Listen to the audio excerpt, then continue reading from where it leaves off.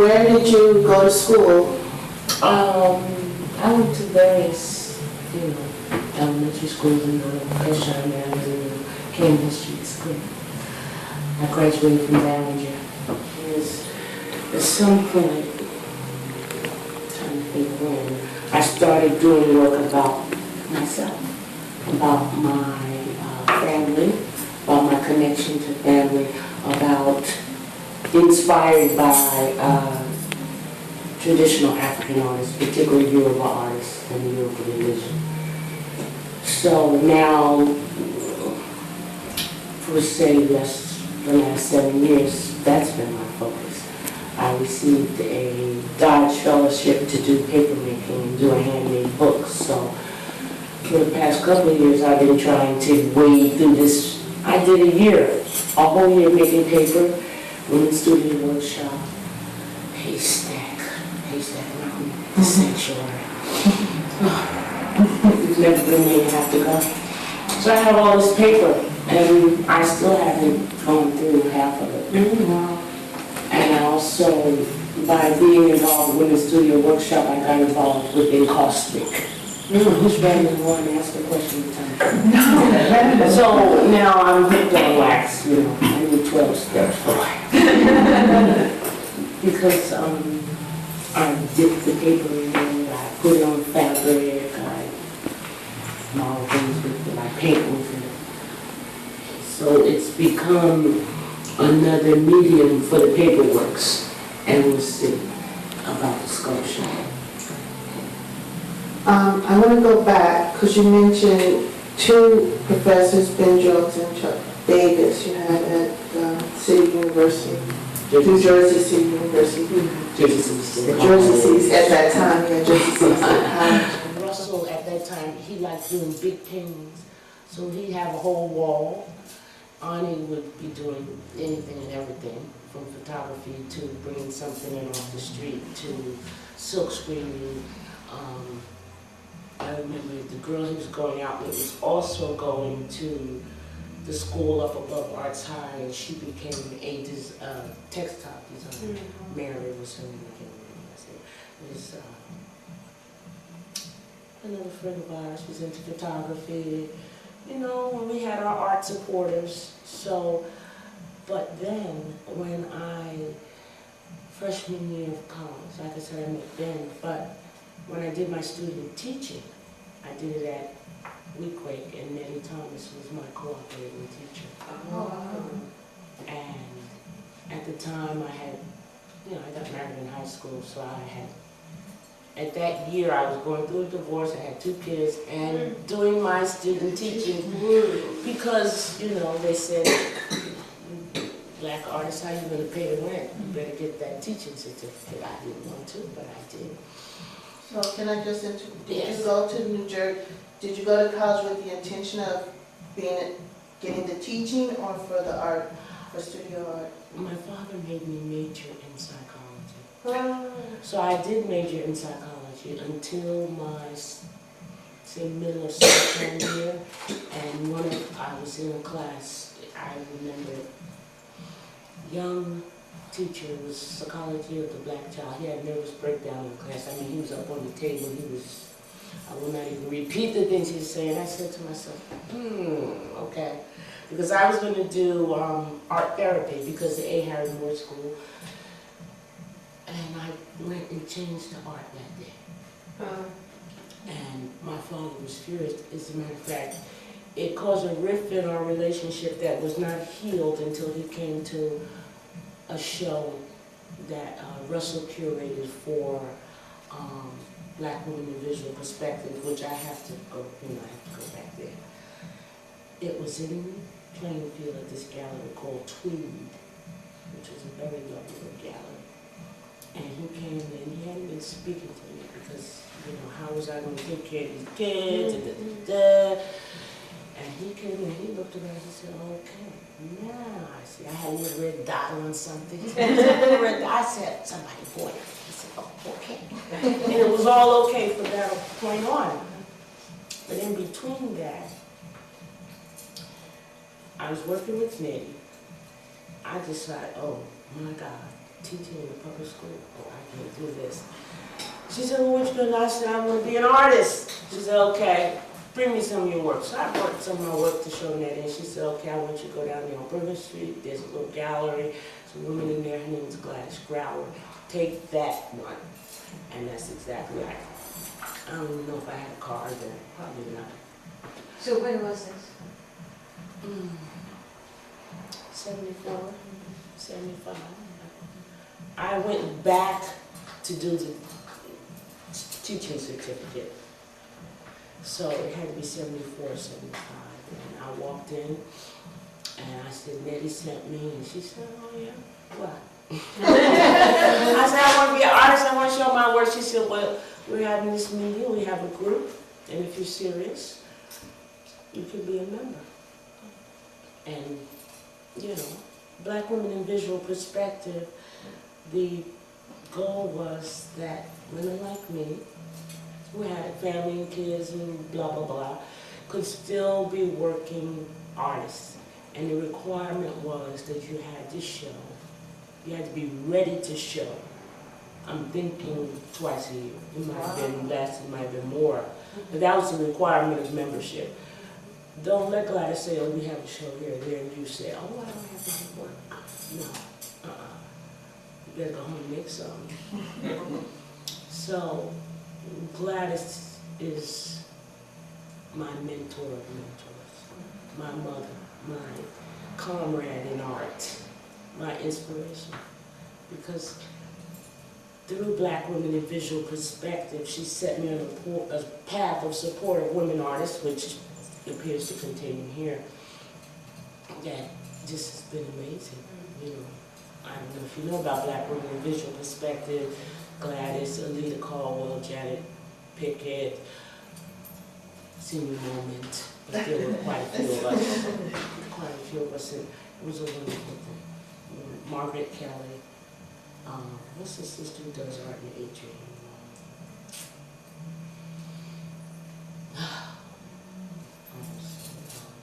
You know, Art in Atrium in Montclair. Right. I mean, Morristown. Morristown, right. Anyway, all in the group. And Russell, who was the honorary curator, cheerleader, encourager, big brother, little brother, son to all of us. He curated and organized many a show. And for me, he just was my big brother from high school, and he supported me from giving me materials, money, coming in, working in the garden, coming, oh, I'm gonna cook something. You know, Russell loved to cook. Well, you had a long history because you knew each other from high school. Yes. And you maintained Oh, a friendship. So, and that is true of Ani as well. Just a little different because Ani is the, in a way they're very much alike, but in other ways very different. So, You mentioned your father. mhm. I've heard you talk about your mom, but I've never heard you mention your father. What was your relationship like with your parents? Were they influential? I mean, your father at some point, was he influential in your career choices, or, you know, either of your parents? Well, my mother supported my every little art, anything, from childhood, because I was a very reclusive person even as a child, and I'd be happy inside doing my paint by number oil sets or cutting up socks and weaving them and making them into little sculptures or doll clothes or whatever. I was quite content. I never had to go run outside and play. Now, the only exception to that is I had cousins whose father lived in Somerville and he lived in the woods, and that was fine. Or if the kids were going to Weequahic Park, I was down. But anything else, I was in the house, doing this, doing that. I'll never forget. And I always say this is what started me on my career as a weaver. One Christmas, I got the little red spinning wheel. Oh my God, I was in textile heaven. I made rugs, I made pocketbooks, I made wall hangings, I made scarves. Yeah, so my mother just indulged that. She was an avid reader.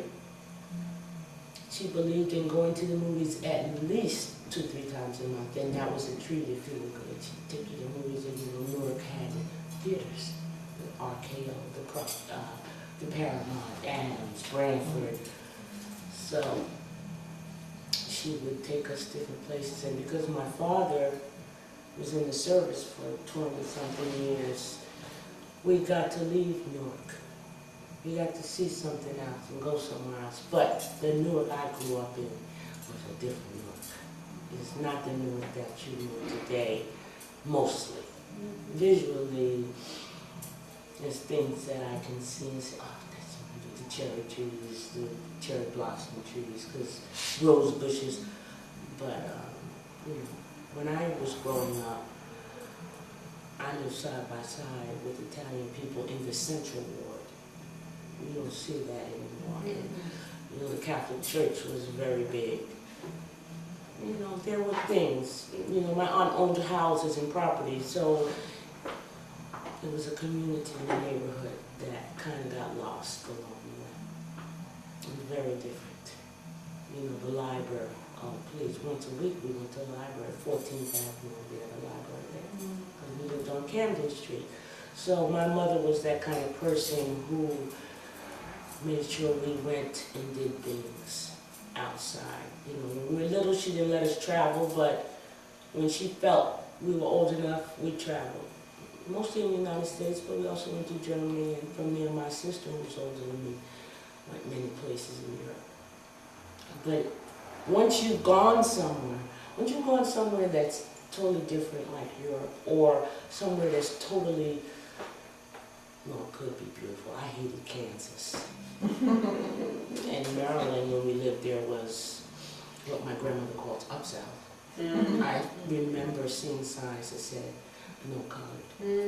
I remember the town, Boomtown. I said, why can't we go to Boomtown? You know how Martin Luther King talks about his little girl? Well, we lived on the Army base, Fort Meade, Maryland, but down the road was Boomtown, and no blacks were allowed. So I sneaked down there one day. I'm walking past these stores, and I see the signs, no colored allowed. I was like, oh, I get it now. Headed back the other way, but I never told my mother I went down there. So, when you get to see a forest, like Purlaca Forest in Georgia, it opens you up. When you have an experience like I had at Barringer High School, it was a different place. You could go to Weequahic Park. They had out little craft houses where you go on the weekend or in the summer. You did art, or you played checkers, or you, whatever they had in those little places. Weequahic Park had a racetrack for horses with the little carriages. And the stables, the trotters. There was a stadium there, it's now a soccer field or something. But on Dayton Street was the horse stables. So those kind of things, make for a different experience.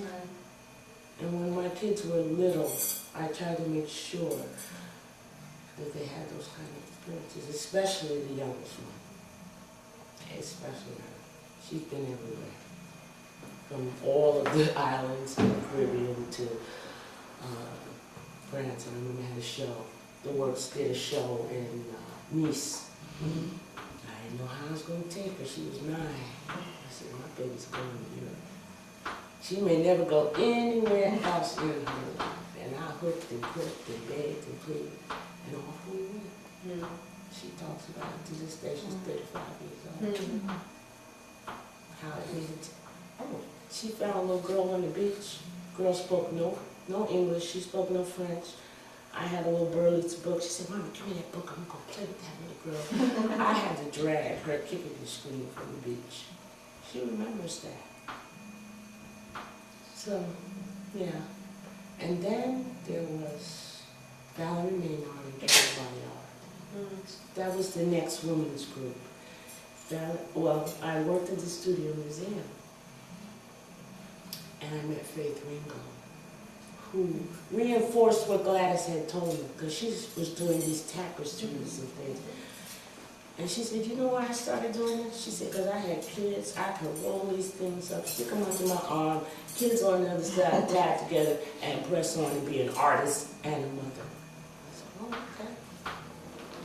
So I went from there to Newark Museum. And I met, well, Valerie Maynard had a show there. At the studio in Louisiana, I did docentry. I was the museum educator. And I also was the liaison for the artist in residence. So, such an experience. I met Janet Henry the first year. She was up there upsetting things as she does. You know her? No. She used to do things with Barbie dolls, little environments. She set them up in but very controversial things like, what's the one that does the silhouettes? Carol Walker. But she'd have these Barbie doll diorama type, installation type, and she'd have painted them black, and all kinds of stuff. But, you know, others, but Faith Ringo and Carol Byard started a group called Coast to Coast, Women of Color Artists Project. And they had the same thing every year, or every 2 years, they'd have a show, Be Ready. But we also met like this, because Clarissa Sly, another one of my wonderful sister mentors, had a studio on Broadway. Oh my God, she owned it, this place. And we would meet there, just like you meet here. And at the time, I was living on Lincoln Park, in the cutest little brownstone here in Willis. And I had a studio on McCarter Highway. And so I did a number of shows with them, and Carol Byard just opened doors for me that I just don't know how I would have gotten there without her. And being a part of that group, Coast to Coast, was one of them. I started making books because of them. Our first show was an artist book show. Then we did a box show. And, you know, we did all kinds of things. We did a medicine show. And they made sure, the Smithsonian traveled our box show. It was called Ancestors Known and Unknown. So it went from New York to California, and then the Smithsonian took it to different places. And the artists, that's why it was called Coast to Coast. The artists were from New York to California. So those things are the things that have nurtured me, and created me in a sense, and helped me continue. Even, you know, because I have had years where I didn't do anything at all but lay in my bed. But knowing them and being a part of the group, you know, you might always get that phone call or something, you know, you see someone's having a show or something. The artists and writers, because in Newark at that time, the writers were the strong ones, and of course that was because of Barack. What are you talking about? The Newark Artist Collective was a collective. When? Say 75. Clarence Lilly was a whiz kid, and he started Cablevision. Clarence Lilly and his partner started Cablevision, and then sold it to whoever owns it now. I mean, big bucks. But the first time I saw the Black Terror, you know the Black Terror, Richard, what's the writer? He had Valerie. His wife's name is Valerie. They live in Montclair. Wesley Wright. Richard Wesley wrote a play called The Black Terror. It did go to Broadway, but it started out at the Theater of Universal Images in Newark. That's where I saw it. And the Newark Artist Collective met in the theater initially, and in the church across the street, which is supposed to be some landmark, but it's only a facade. I'm trying to work that out in my mind. There's a garden in the back. Well, it was a beautiful church, and that's where the poets met.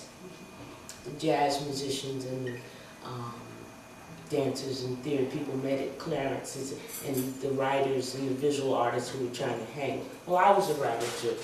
So there was also a group at Rutgers, a writers group that, what's her name?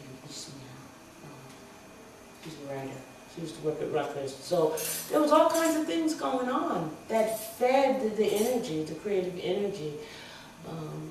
you know, when the factory people started running from down there, we artists would go in. I mean, I found the factory was all yarn and threads and da. I was in pig's heaven. I remember one time Willie, Peter, and I went in the factory way down there.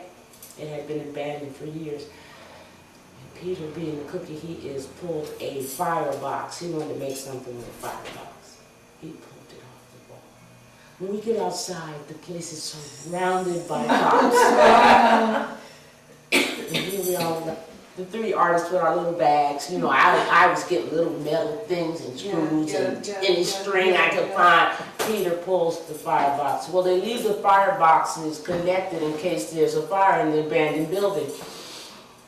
And I was just, you know, I was there with these two men, and I was like, okay, we're going to jail. I don't know what Willie and Peter said to those cops, but we went home with our bags. The only thing they took was that firebox. And explained to us politely why. So I don't know if they knew that's what artists were doing. I don't know, maybe it was Peter. Because probably with just me and Willie, we'd be history. I don't know, but those are the kind of things that were going on. I remember Ben and Willie burning an effigy in front of the Newark Museum one year because they hadn't divested. It was interesting times. So this is like in the 70s In the 80s. and 80s, early Yes, 80s. it was a quick passing moment. 5, 7 years. Well, I'm talking about the artist thing. Right, For right. me, from high school, from Right. sophomore year of high school, you know, we were marching over North Newark for Kawaii's Towers, Spirit House Movers. They had something every Sunday. They had stores. They had this. They had this. You know, we went over to Harlem. There were other groups there. So there were a lot of community-based art groups. This Newark Artist Collective sounds like pretty phenomenal. It was. Dancers and writers, poets, And we visual did artists. performances. We did all kinds of things. And how many people, I mean, It's a lot. And see, the other thing that happened was because many of us, and it's going to be 70, say, I got out of high school in 1970. So I went to Russell and Arnie graduated the year before. So I went to Jersey City State. And, you know, there were connections. There were people, okay, Chuck lived in the Bronx, Ben lived in Newark on Goldsmith Avenue. Ben brought NCA, the National Conference of Artists, and we all joined.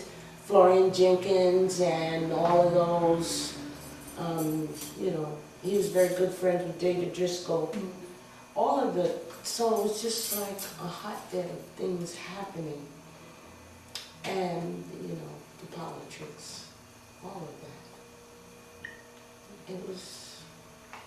were the artists interested in the political situation in the country and in the city? Okay, so they were responding to things. They were a part of Artists Against Apartheid as well. When we had a visual arts show, we had poetry readings, we had theater presentations, dance presentations, you know, so everybody was involved and connected.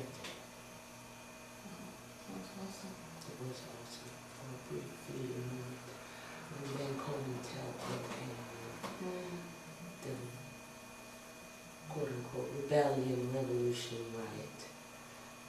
And somewhere No, someone but this said, is after, isn't it? This is after 67. yeah, but I was in high school in 67. Yeah, but what you're talking about is like 70s, didn't you say? So, Committee for Unified Newark was still there after the riots. It just started fading. First of all, things started happening when Kim Gibson was no longer mayor. Certain things like, you know, buildings you might have gotten for $1. No, Clarence Lilly gave up Universal Images and was into Cablevision and making money. Well, he was like that. He was ahead of, I mean, Cablevision was the first here. He had that vision. Go ahead with it. And other than, who was the African guy who took over the theater? Oh. He didn't come right okay. away, Yeah. but there were the theater itself still, even some of his friends tried to keep Theater of Universal Image going, but that didn't work. But other people kept that little theater going. I don't know what they use it for now, officers? I don't know. But it's a lovely theater, and it has 2 levels. Inside that box office. Yeah, upstairs you go upstairs in that door, and the theater was upstairs, and then there was another little level with like a little black box theater. It was nice. It was very nice. You know, they had one of those organizations. I can't think of the name of it. That's not even counting the Panthers and the Topographical Research Center. You ever hear of Topographical Research Center? No. They were a group, thank you. And that's not even counting the Boys and Girls Club. Boys and Girls Club. Back in the day, all the little rebels and revolutionaries were in the Boys and Girls Club. And now I don't know what's going on there. I saw them on one of those rescue things where they came and fixed up Central Water. I was like, oh, nice. But, yeah, Newark. When I decided to buy my house in Newark, my sister said, you are out of your mind. What is wrong with you? Why? Newark. Right. Yeah. But you knew it different. Well, I was impressed by this quote-unquote renaissance in the Right. downtown Okay. arts district, which I'm in the middle of. Right, yeah. I was very impressed by that. I'm still waiting for the renaissance. Yes, that's true. I'm just shy of, if I don't know. It's where the focus is. The focus is on other things than the little folks scattered around. Right. City Without Walls, that's a whole nother story. Yeah, Did Gladys and Alita talk about City Without Walls? They did not mention City No, Without no. Walls. City Without Walls originated out of the Newark Artist Collective and the folks that were involved with that. And then what happened was, it's sort of regentrification of City Without Walls. It used to be on Halsey Street. It had a couple of cute little places here, there, and everywhere. 2 on Halsey Street. And, Gladys and Alita probably were the last of the old soldiers to be on the board and hang. I don't know if Yeah, they Nettie still was are. on the board. Nettie, yes. No, they're not. But there was a group of poets, Suleiman was one of them, who were instrumental in, I don't know, this guy, young guy, I don't even know where he is, but young painter from down there. And I don't know, I could not tell you what happened, but it's there, it's survived, so what else Was is Paul, his name Paul Bell? That was the secretary. So that was the set. Okay. Paul, and what was his girlfriend's name? That was a whole, that was a whole other thing. But if it wasn't for him, and I can't remember his girlfriend's name, City Without Walls would not exist now. Okay. Because of Paul, because they kind of grabbed hold of all the fiscal, operational inadequacies, the infighting. Right. They kind of, so that's Was why it- they still exist now, I believe. Right. I may be wrong. Was it did it start as a nonprofit, or how did it get It to the started as an artist collective. Artist The artists collective. supported, everybody paid membership, everybody put in their time, everybody painted walls, everybody did whatever had to be done to make it work. Mhm. Visual artists as well as writers, as well as musicians, because the whole musician thing is a whole other thing. They had musicians too. Yeah, and because East Orange, Rashawn Rollinkirk was still alive. Oh, wow. Gretchen Noncourt, all the little places that you could go and see the little club. They were fading out, Right. but there were still a few places where you knew. Even Jay's. Jay's used to have a regular jazz, little happening. It wasn't regular, but you look for the little flyer, the poster to see when it was and beat it on down there. And what was it that used to be across the street from Jay's? Used to be a very well-known jazz club, Scotty's, Skippy's, Zippy's, somebody. I know my father used to hang out there because one of his good friends, Carrie, somebody's a jazz singer. This is in Newark. Across the street. Right. Right where Okay. Jay's is. Oh, right. Okay. All up and down that area. Okay. The new Halsey Street. There was Halsey Street has always been a nexus of arts and Right. creativity and little odd people, little special restaurants. Nature's Natural High was there. Little, exotic African shops, Right, Indian right. shops. Well, what's his name? I met him at the Newark Museum. He and his wife have been there forever. John Watts. You know John Watts? No. John Watts is a potter extraordinaire. He used to have Steve McKenzie's job, John Watts. Oh, wow. And he's a master potter. He has a place in Riker Hill. I used to have a place there, Riker Hill. Oh boy. You know Where's- Riker Hill? No, what is It's it? in Livingston. You know the Riker Hill artists? I've heard of it. Liz Del Liz still there? Tufo, you know Liz, right? Sure. She was instrumental in getting, it used to be an old Oh, army base. right, that's in Orange, or one of the oranges. Livingston.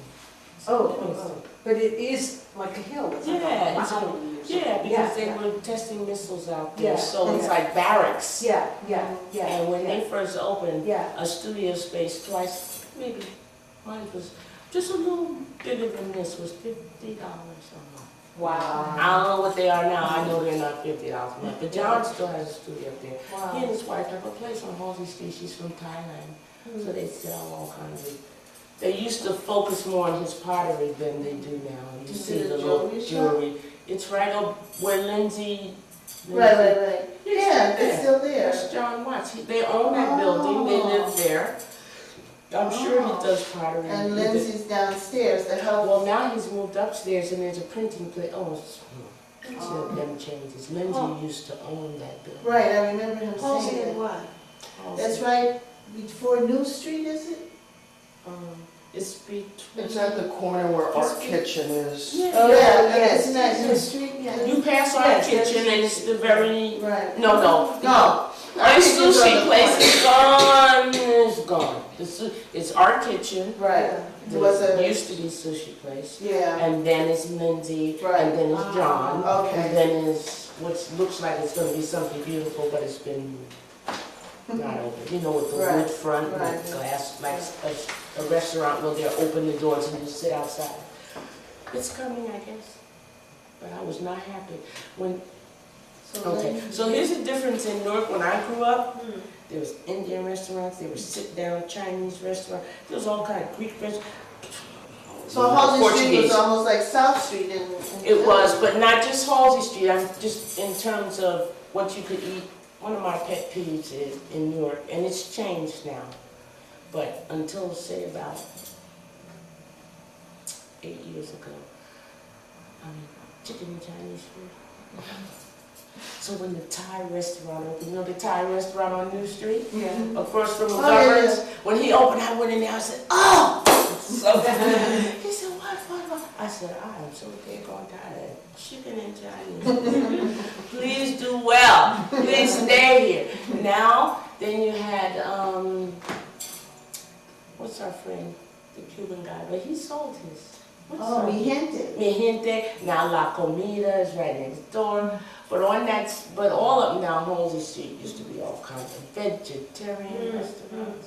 Could you imagine being able to go eat some vegetarian Well, food in you Newark? know, on Broad Street now, there's a little market, an Oh, yes. organic market, question mark. You talking about on board and, It's near where By two train lanes goes station. over. what's that street? It's- Raymond Boulevard. Oh, No, that's it's more to the north. that's not the one, that's not, This one is This is pretty by Broad new. Street Station, the train station. But Oh, yes, I've I've heard heard of of that. Pavilion. But you know the one I'm talking about, Better Bites? Oh, Better Bites, yeah. Better Bites. They have the best hummus and guacamole, and you make your own salad, everything is good. Whole wheat waffles, but you have to be there. And they used to deliver out of here. Can I ask know you what a- happened. Can I ask you a question about materials? Materials. Oh. What do you mean? You mean Art art materials, materials. to buy art materials? Not to buy art materials, but the ones you use. And I really want to focus on that moment when you switched from doing more political art to doing more personal art. Well, And what's, I want to know yeah. if your materials changed. Well, I started printmaking, which is one of my loves. that changed because I stopped doing as much three-dimensional work and started doing works on paper. And one of the things that motivated that was a friend of mine who collects my work saying to me, I can pay for this because people are telling me those sculptures are museum quality. Yeah. So she said, you gotta have something $300 and under, $100, $50, something for the lumpen proletariat, something for the people. So that's why I started doing the paper things. I see. But in terms of materials, my artist statement used to open with, I am a weaver. But at the point I wrote that statement, I was not doing tapestries. I had decided, in college when I decided to take sculpture, I took it because I wanted to do three-dimensional weaving.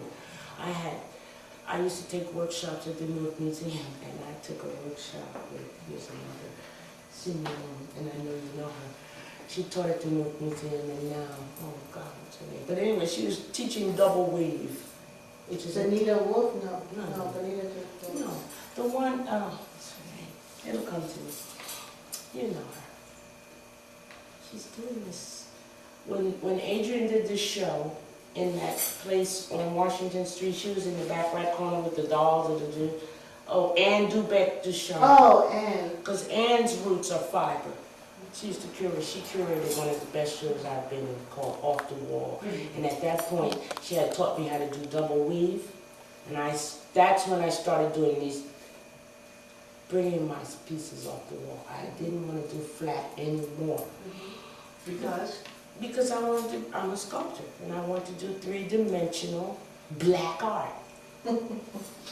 And I started adding armatures. I started combining the weaving with coiling and wrapping because that gave me a three-dimensional freestanding form, and then I started hiding armature wire under the fiber. And then I had a year one year where I was poor and broke, and I could clearly remember calling Ben, whining and crying about not having money for materials. And he cursed me out. He said, pick through the garbage. He said, as an artist, you have an obligation to make art out of whatever you got. She said, take up some sheets and weave that shit into some kind of weaving. You know, take something apart and get wire out, whatever you got to do. And that's when I started adding found objects to my work. I started picking up. Being down over there on Lum Lane was very influential in that too, because there was always something laying in the street. That's when I started adding metal. And so I would find metal pieces. I would find railroad nails. I would find all kinds of things walking along Railroad Avenue. Then we started going in these factories. And then, you know, travel. I just was a dumpster diver. But the fiber was the foundation of the work. Whatever I found, I knew I was going to combine it with fiber. Now, I haven't done that for a long time, but that's my summer goal. can I ask you the weaving, your interest in weaving, where did that surface? At Jersey City State College, where I was taught by a man named Hans. His last name was Ziegfeld. He was a master silversmith, a master weaver, and I learned from him. That's where I started. I had little pot holder looms. My mother would give me shoe boxes, and I would make looms. But then I learned, I learned how to work. I do frame looms. I know how to use a harness loom. I used to have a 4-harness loom. I hate them. I'm not into pattern.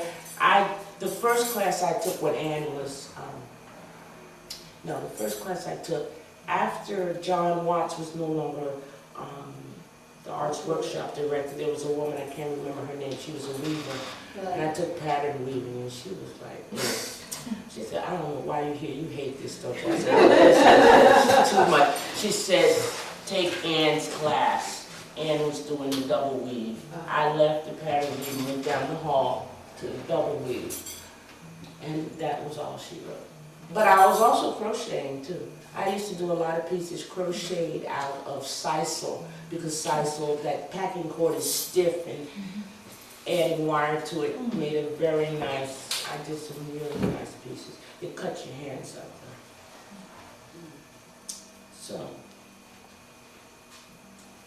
So Anne, you took classes at the museum with Anne. Mm-hmm. Okay, so let's talk about some of your influences, because you do mention quite a few people. Yeah. You mentioned Louise Nevelson, you mentioned Valerie Maynard was a Maynard, big yeah. one. She's a master printmaker and sculptor.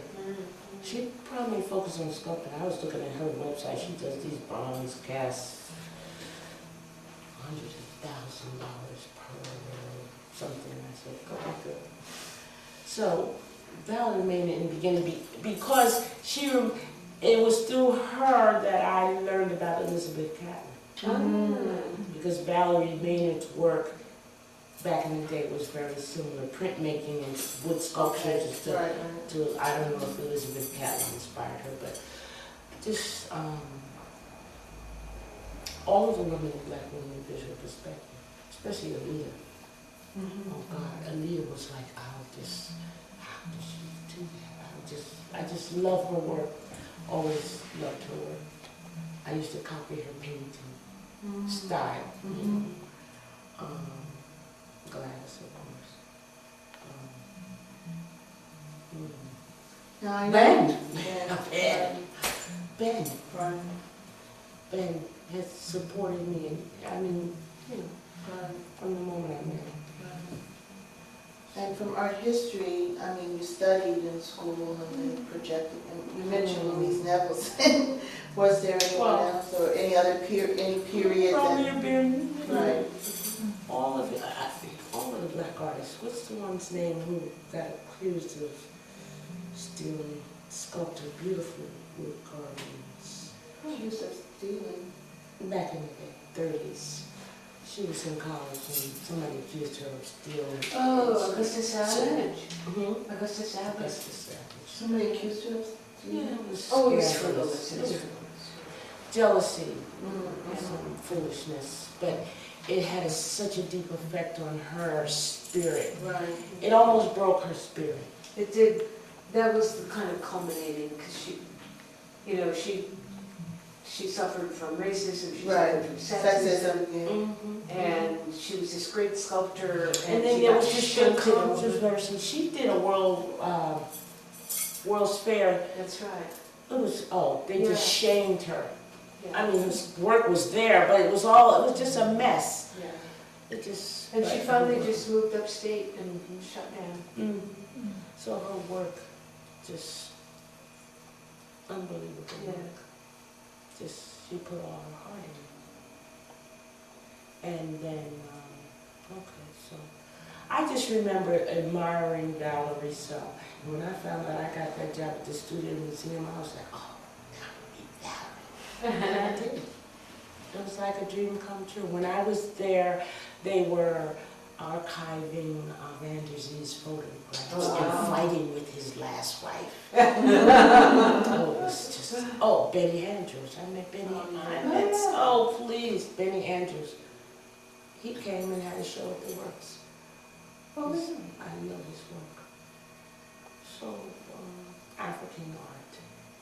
In the beginning, my work, when I started bringing the fiber, being in the Studio Museum and just being in New York, the African art in Harlem, Harlem.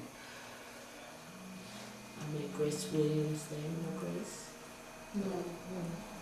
She's an artist, Harlem artist. There was a group, Michael Cummings had a group called the Urban Fiber Artists. So that's how I met a lot of, and I met a lot of the Harlem artists that way, because we would meet. At the time, Oliver Lake and his wife lived over there by Cooper Union. They had a studio, and we met in their studio. His wife was a weaver. She was part of the Weavers Guild. So, yeah. Can we talk about your family, because you mentioned your children, and so you have doing all this phenomenal stuff, but at the same time you had a family. So how did all of that work for you? Well, sometimes you can do art and sometimes you can't. As they got older, as I got more involved with the, you know, once I was out of school. It's a gradual process, but I always did something. If we, you know, if I had to take the dining room, if I, you know, back in, Riker Hill was my first real my own studio. You know, I shared a studio with Willie, but Riker Hill, I can remember my car broke down and I couldn't get there. I was heartbroken. But I have had, you know, I tend to be a little bipolar, so I've had periods when I haven't done anything. I thought about it, I wrote about it, but I didn't do it. And that has been my pattern over the years. But as they got older, you know, it got easier. And I had an attitude at a certain point, especially when my older two were teenagers. I just decided I will survive. I just remember saying that to myself, I will survive this. I will come out whole on the other side as an artist, a working artist, a functioning artist. You know, so some days it's easy and some days it's hard. Even now, you know, I have a 9 to 5. Now, you were teaching in Newark for a little bit, or, because I remember... I never taught in public schools after my experience. My As a student teaching. teaching? I was like, oh, hell no. And so my first job was with Chat School. I taught there for a year, and I went from there to the Newark Museum. Okay. I went from the Newark Museum to the Studio Museum in Harlem, and I went from the Studio Museum in Harlem, thanks to my older daughter, to the Boys and Girls Club. Because while I was in Harlem living my dream, she was in Frog Hollow, Montclair, being a teenager. And, you know, so that was a period where it didn't work out the way I wanted it to. It just didn't. I couldn't keep my dream job. But that's when I met Miss J. What was that crazy guy who did the photography program? Hilton Brathwaite. Hilton Brathwaite. At the He Boys was a and good Girls photographer, though. He just was kind of... Nuts. Club. And he still is. Is he? Oh, Mhm. God. And I was his supervisor. But as long as he taught this one and whoever else was seriously interested about those cameras and I didn't care. But he drove the administration crazy. I was like, well, you know, he's an artist. And he's kind of, would pontificating be a correct, you know, he's got to run a show, but he knew that photography. And, you know, at the time, I was program director, so, you know, I went to Minota, and I think because of Barbara Bell, they gave us cameras, they gave us movie cameras, they outfitted the dark room, and they even gave us money to pay Mr. Brathwaite. So, I don't know if they still have it. And Monza, that program being there is why Monza ended up there, you know. So Boys and Girls Club was an interesting period, too. So, right now you're in Morristown Barrett School in Morristown. So how did you get there? Because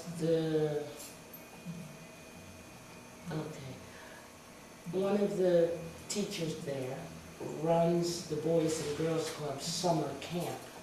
And they fired the art teacher they had. And he said, oh, I'm an artist. Yeah, I was their first African-American teacher. But when they leave here, they need something more. And I'm still there. I've been here 19 years. Wow. Yeah. Wow. So, that's my journey. Awesome. Journey. I mean, and there's other things. I mean, like Newark Arts Council.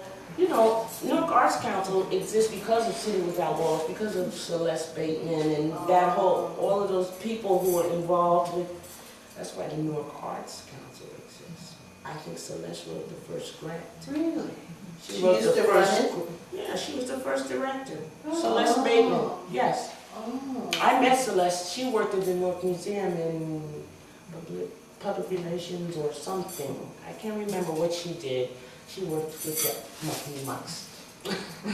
But she went from there to, I think from the Newark Museum too, around the Newark Arts Council or somewhere. And But used she to was go the first director of the for Newark the Arts Newark Council Arts Council. and was one of the founding members. Gladys, Anita, everybody. Wow. History. So you've seen a lot of changes in Newark. How does that, I mean, you're still there. Does the city influence you? What you do is, why are you still in Newark? I had this misguided love for it. I love Newark, I really do. Like I said, when I bought my house, it was where it was located. Right. I can walk to Penn Station. I could walk to the airport if I had enough nerve. You know what I'm saying? That's how close I am. Right. You know, all of that. All the things they were saying about what was going to happen. What was going to happen on Halsey Street. What was going to happen to the old Haynes Right. building. Right. What was going to happen before they tore those factories down. Rumor was this one will be artist housing. This one, where's the artist housing? Did it ever happen?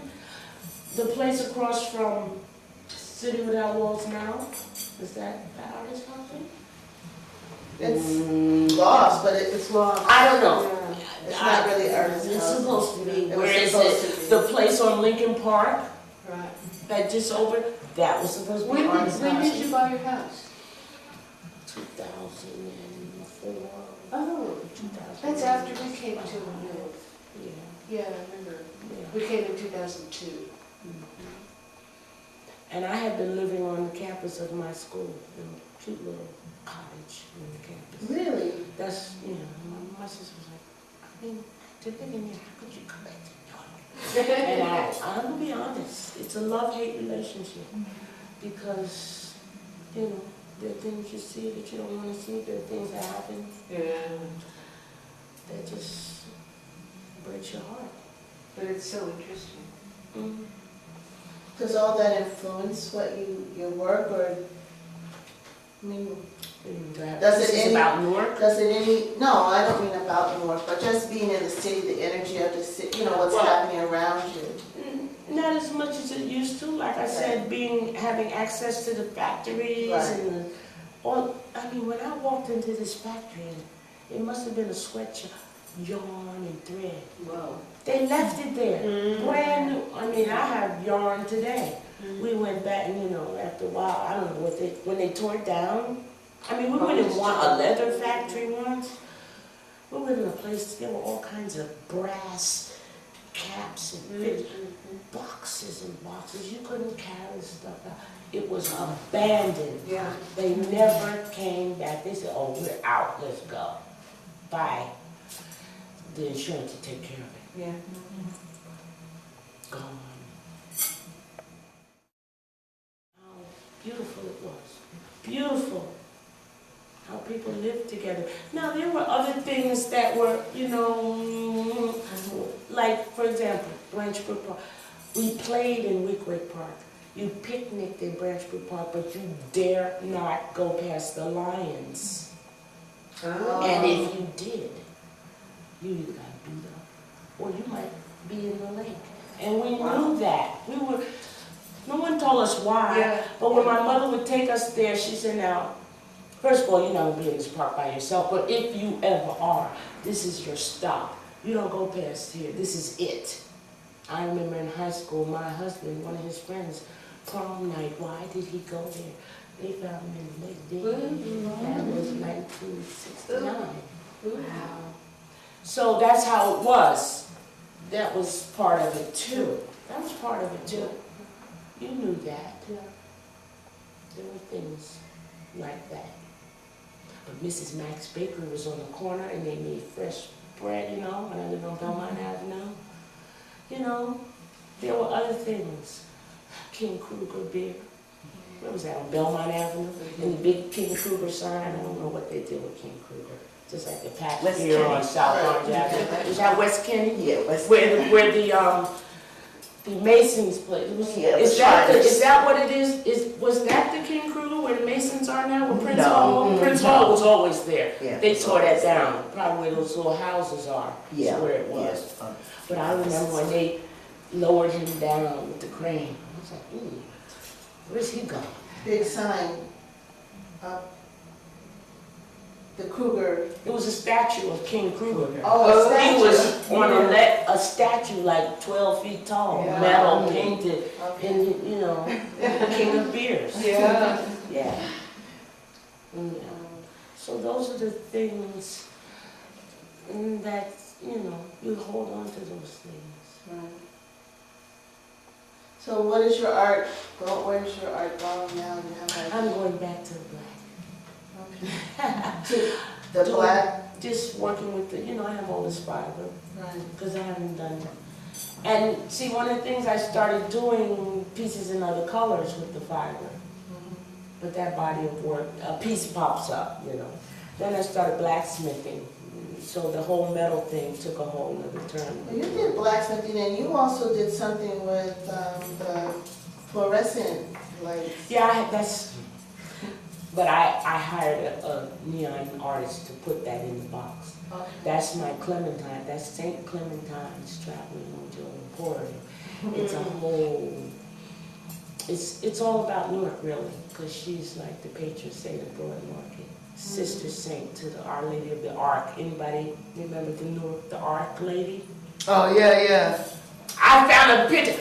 Willie had taken a Polaroid picture of it. Oh. I found it. I got it. I'm going to incorporate. It was a woman. She was homeless.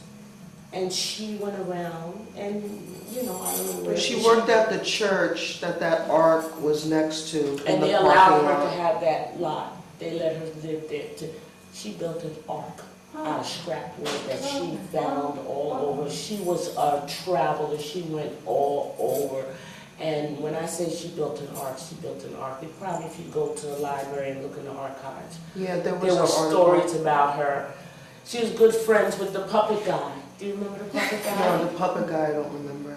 Yeah, he used to come to Boys and Girls Club all the time. He lived down behind Symphony Hall. He had a wonderful garden, and he made life-size puppets. And he would go into the Newark schools and teach the kids puppet. And when they had parades, the kids would come out with the puppets. I had him come to Boys and Girls Club. And he did some kind of show. Yeah, the puppet guy. I can't think of his name. Life-size paper-mache puppets. Parade puppets. And he had a group of artists who loved him, and he taught them, and they would do happenings with the puppets. The puppet theater, Newark Puppet Theater or something like that. Orchard Street, he was on Orchard Street. Orchard Street Puppet Theater, that's what it was called.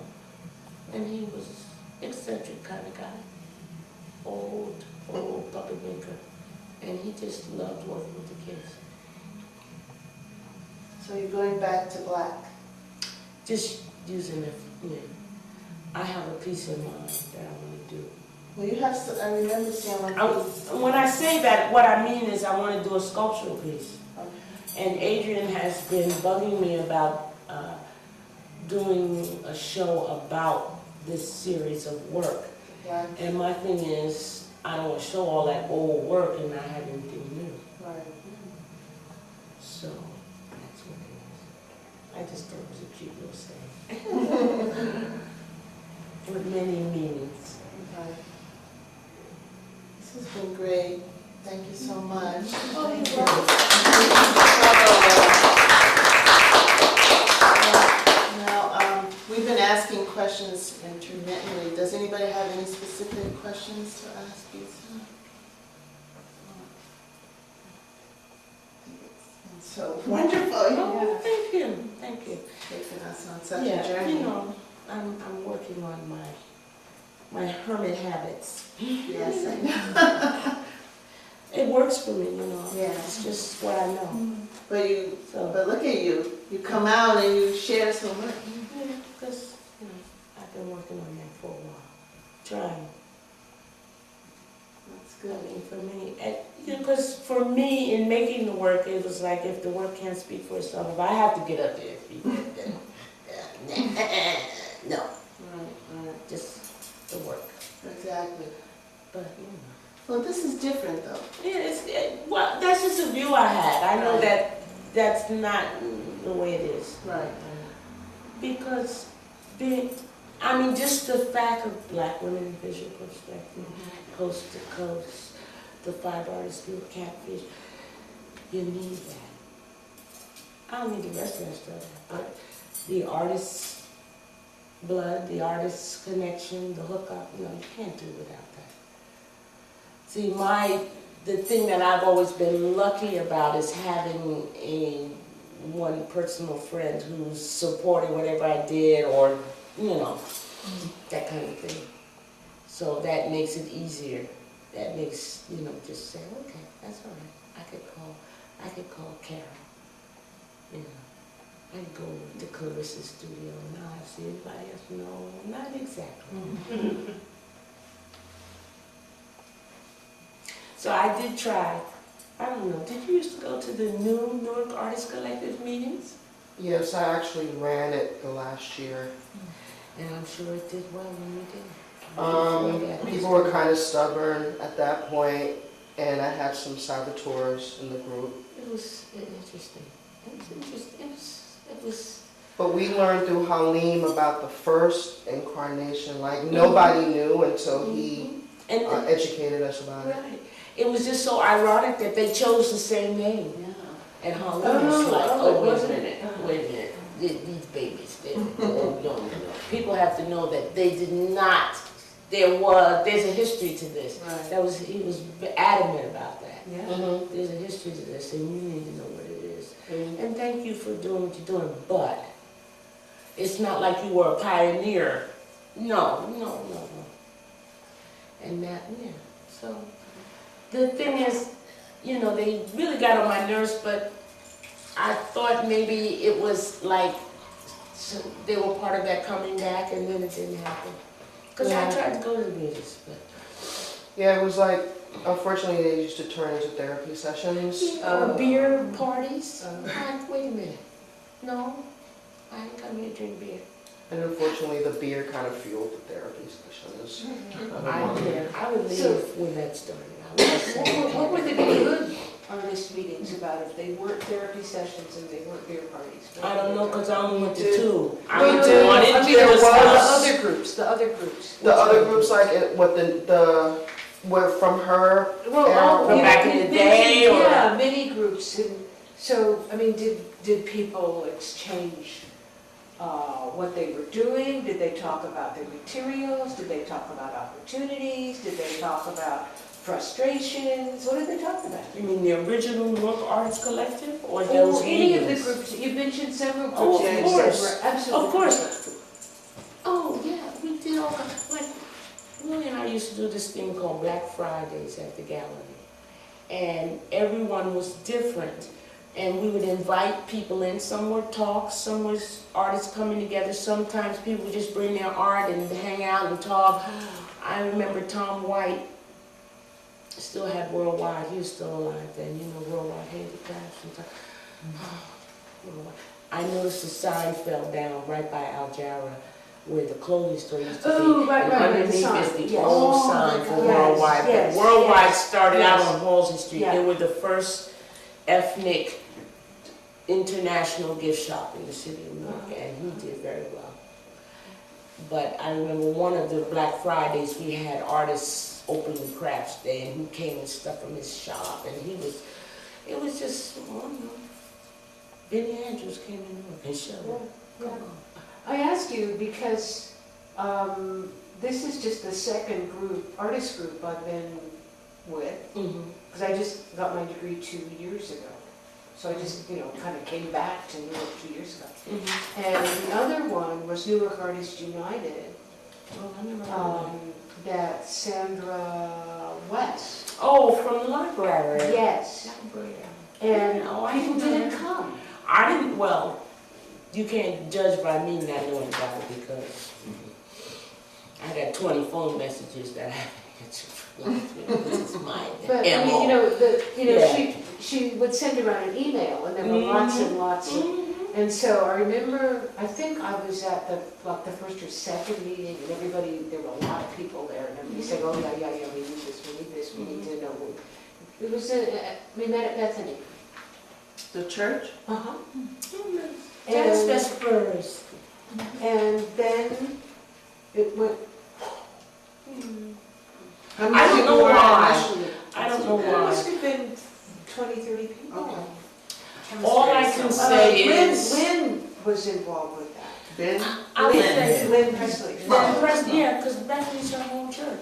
But, you know, the dissipation of things, you know, when Baraka became a Marxist-Leninist and all cultural nationalism went out the window, his focus was not Newark, his focus was international, Yeah. you know?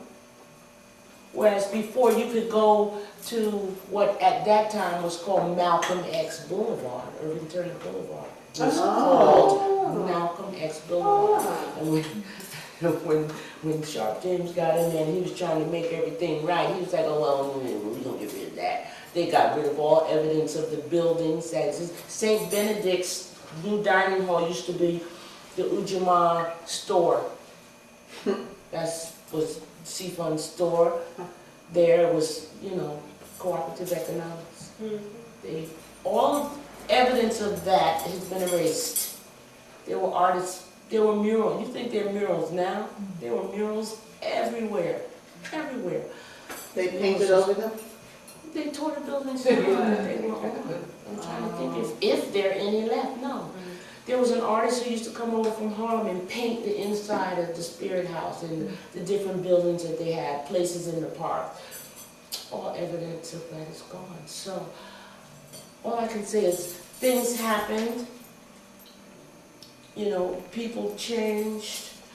When Ben left Newark, the Newark chapter of National Conference of Artists just disappeared. When Florian Jenkins, I don't know where Florian is now. When all of those people started leaving Newark and going to, well, I don't know if Ben went to New York first. He's in Jersey City. He's lived there so long. I don't know. But, you know, Clarence, Lily, the theater, the writers were, when the writers dissipated, you know, Richard Wesley went to Broadway. And it didn't matter because there wasn't any theater here for him anyway. Yeah. So that's what happened. And I don't know, with the young blood side, just don't know because I didn't have the patience. I didn't. Well, you worked with them at the Boys and Girls Club. Who? The children you worked with, you were. Oh, yeah. That was a whole nother story. That was a whole nother story. When I started working there were 4 clubs. I gotta go. There were 4 clubs: West Side, South Ward, Central Ward, and North Ward. Now there's 1. The Central Ward is the only one left. That's it. So in every ward, there was this community, this group of community parents who were determined to keep the. I remember when I grew up, the West Ward, only boys went in there. It was boys' clubs. Yes. My cousins went in there, and the big scandal was they swam in the pool naked. My cousins used to tell me, why they swim naked? They just made. Why did they do that back in the day? I have no idea. But they would come home. I had lots of boy cousins, but we couldn't go in there, so we did Girl Scouts. You know, but I don't know. And Miss Joya, she's like, she's tired of the armpit, right? What, Newark? Yeah. I'm ambivalent like you are. Yeah. She complains a lot about our neighborhood. Well, what you gonna do? You tried, right? Yeah. It just needs more. I mean, it's. But it needs what's look there. at- look- They killed it. What was there? But I mean, For a reason. that's the point of view I have. But there's a whole nother point of view. You know, like I said, City with Al Wall is still there. Al Fowler was there. What's the one in the revived out? Well, out. I didn't even talk about Al Jack. No, you didn't. Victor would slap me. Carl and Victor. Carl, yeah. See, that was a whole nother thing. at the point that City Without Walls was falling apart, our gyro was alive and well and kicking up on South 7th Street, okay? And I think if it hadn't, you know, like Paul and Victor and all of them, they were good buddies. So they kind of held it down, you know. Carl and Victor had a vision, and I mean, look at it. So, you know, we could say, oh, well, the collective and the artists together, blah, blah, blah, blah. Everybody's in their own little thing. But our job is still alive. And this whole thing of spaces, you know, they're giving you these spaces for a gallery. I just don't know how. Adrian hadn't been able to get one and do. Maybe that's shut down. But, you know, like I found, they're in that building. They don't own it. The owners give it to them for you will support yourself or Yeah. And when we're ready, when somebody comes with the cash to buy it, sorry, Yeah. we love you, but you gotta go. But it's still a good thing, Oh, sure. because even if But they're not in that sometimes Rupert space, could have they will made never it die. Rupert's a whole nother story. Yes. Thank you, Lisa.